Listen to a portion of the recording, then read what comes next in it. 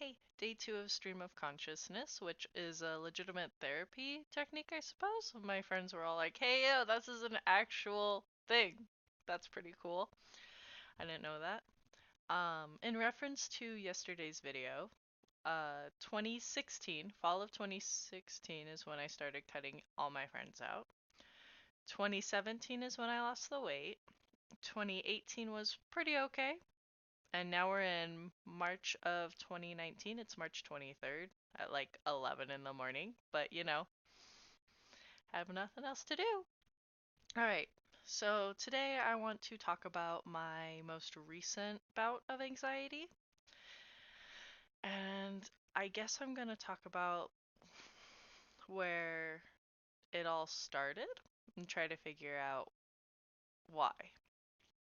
So, a little backstory. I was at the gym. I was at Planet Fitness and I was doing a weight routine. I had decided in January that I was tired of being skinny fat and I just wanted to gain muscle so I could eat more. Um, and so I was about a week into the weight regimen and I was doing good and I was still doing cardio. I was still doing it too much cardio. I was doing an hour and 15 minutes of cardio on top of about an hour of weight. So I was at the gym for roughly 2 hours and 15, 20 minutes. And I was finishing my ab routine. And on my last rep of one of my ab workouts, the entire room just shifted. Everything just went whoom. And I sat there and I was like, oh, something's not right. And so I'm kind of shaky and I'm like, I shouldn't drive like this, but I feel the flight response and I need out of here. It's a little loud, it's a little overstimulating. I'm going to go somewhere where it's quiet. And so I sit in my family's car. I'm borrowing my sister and her husband's car. And I'm just sitting there and I'm like, okay, I gotta get home. I can do this. I don't know where this is coming from, but I can do this. I obviously didn't eat enough beforehand, or I pushed myself a little too hard and I hurt myself, and I need to get home. So I started up the car and I pull out of the parking lot, and I get to a red light. And this red light feels like it's taking forever, and I'm like, man, what is going on? This is the longest day in history to me. And my vision just starts like an old school television, just black, just very slowly. And as that's happening, my heart rate's going up. And the the harder my heart rate goes up, the faster and harder it beats. The slower the tunnel vision starts happening. And I'm like, "Oh shoot. I only had one meal today. It's like noon. I was gonna go to the gym, finish the gym, come home and eat lunch. I only had one meal today and I have this new weight regimen. I must have my blood sugar must be super low. And so I'm scouring the car for something to get my blood sugar up. I find this old soda and I'm just like, I don't want to drink this, but I got it and I chug little bit of I think it was looking back, I actually think it was a Diet Coke, so that wouldn't have done anything. But even the placebo I think helped because from there I zoomed and I got to the next intersection. I didn't zoom. I don't drive recklessly anymore. Um, but I got there and I'm like shaking still. And so I pull on the parking brake and throw the car into park and I'm shaking. So I roll down the window, I blast my music, and I'm slapping myself. I am slapping myself so hard that I have red marks on my face by the time I get home. And I'm like, this isn't okay. This something is wrong. And I get home and my sister's leaving to go get frozen yogurt with my niece. And she's like, "Hey, do you want to come?" And I said, "No, I think I need to eat something at home." And so I get up the stairs and I'm shaking and I make 2 packets of my oatmeal. I love my oatmeal and a bunch of fruit because these aren't my typical post weight foods, but I know they're high in sugar and they're high in good sugar. There's something where my body can take it and metabolize it and hopefully get my blood sugar up so I feel better. I'm a trained EMT and paramedic, and so I know that if I'm feeling this way, obviously, it's a blood sugar related thing. That's what it's been in the past, and no big deal. The next day, I'm okay. I'm feeling kind of tired, so I don't take the car. I take the car on Monday through Friday because I watch my niece and we like to go places. Monday, I'm like, I'm a little tired from yesterday. I'm just gonna stay home today. Tuesday rolls around and I'm feeling better. I'm like, hey, can I take the car so I can take my niece to the Children's Museum? And it's this big 5-story building where they have all sorts of different scientific things. My niece loves it. It eats up an entire day. It's great. Spoiler alert, we never got there.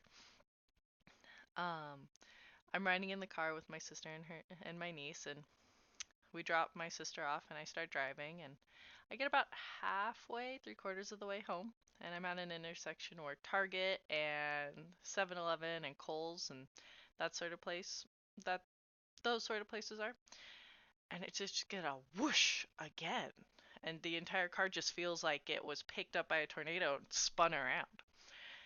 And I go, oh shoot, I have a 3-year-old in the car. What's going on? Why is my blood sugar low? I ate, I had breakfast, and so I'm like, it must be because I only had eggs, and eggs aren't high in sugar. So I pull into 7-Eleven, I get a Quest bar, and I'm eating it.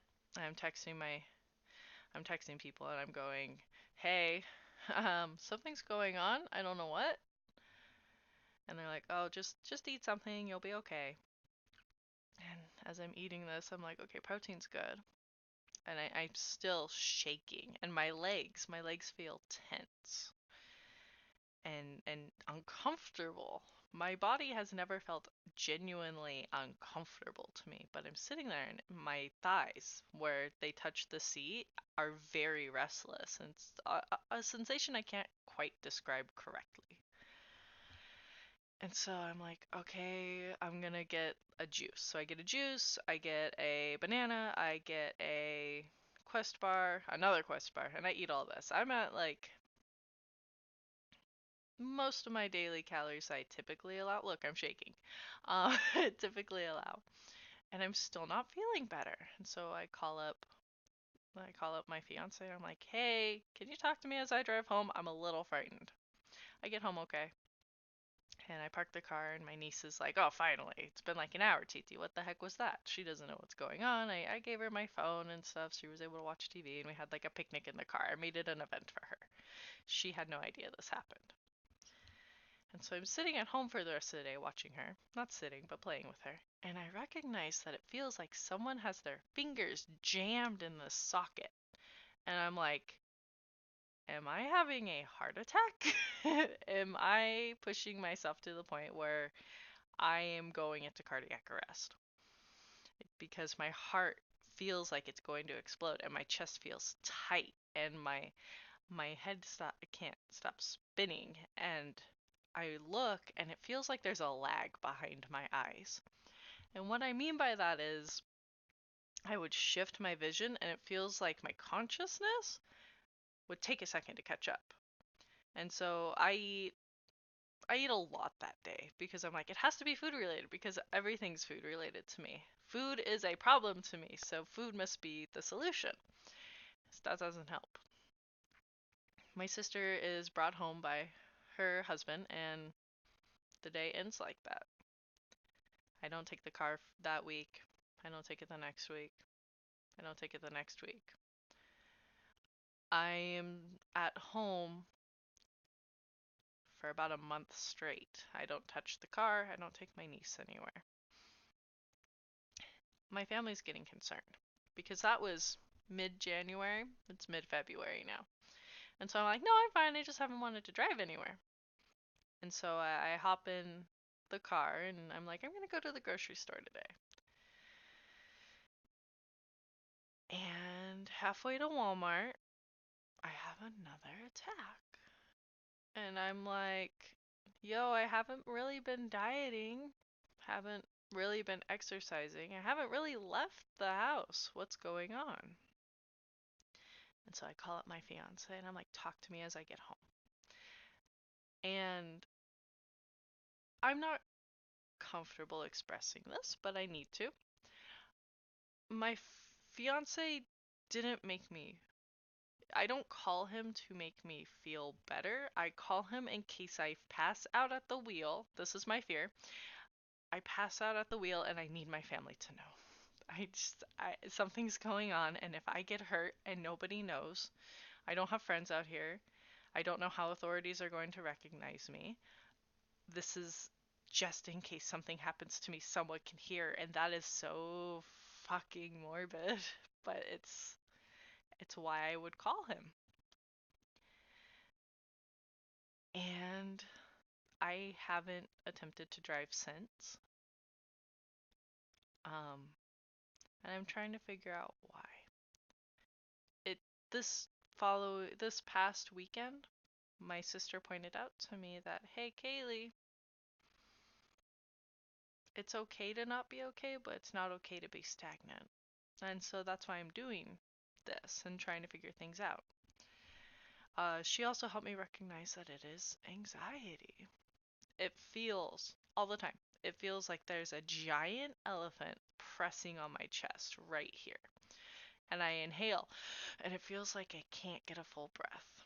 And the pain here is gone, but in exchange, I have very rapid thoughts and I have very high blood pressure. High for me. My resting heart rate used to be 48 beats per minute because I diet and exercise so much. I eat very healthy most of the time.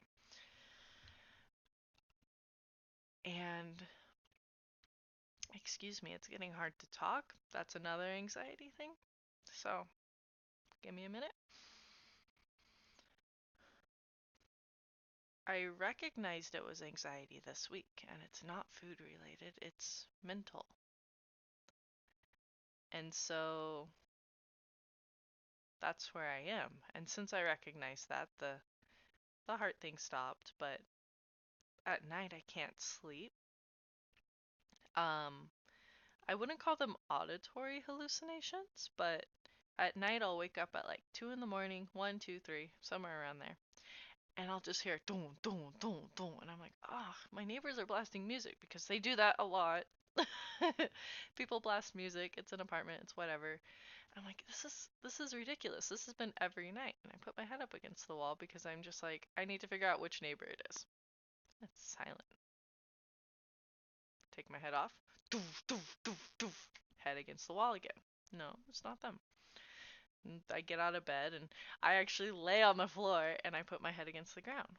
It's silent. It's my heartbeat in my head waking me up at night. And I throw on my Fitbit watch and I see that my heart rate is at like 120. It's in the fat burning zone or whatever. And I'm like, whoa, what is going on? And so I start reaching out to friends and I go, hey, I need help. Everybody just says, that's weird, that's strange. Um, Dramamine helps, but it knocks me out. Like, you can't be anxious if you're not conscious. And some people suggested CBD oil and that sort of thing, and I'm like, I don't really want to go down that path because I'm stubborn.